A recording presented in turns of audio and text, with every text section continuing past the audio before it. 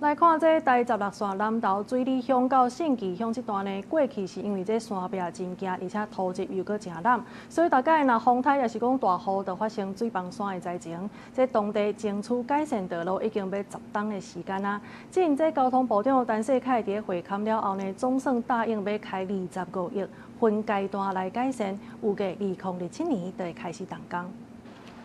波摊方的那个路线就是我们现在要报告的台16线。第16线是南投县水里通向信义上龙部落的重要道路，不过山壁无稳，路线弯弯弯弯，造成雨水期时定定会崩山，无法度通行。立委要求交通部公路局地方政府前往会勘。钱不够但是我们就慢慢挪，想办法把这条大家需要的道路把它做起来以上跟委员们报告也跟乡亲们报告。25亿的这个就是拓宽建设纳入了省道改善计划，还要实际上还在1.5亿又带这个礼物，还边坡改善完之后，后面就规划要来动工。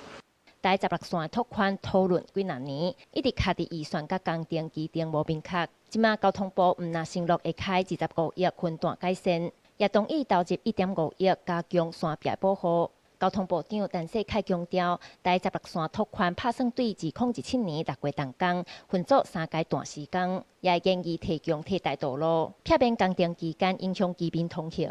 我们台16线19K 到25K。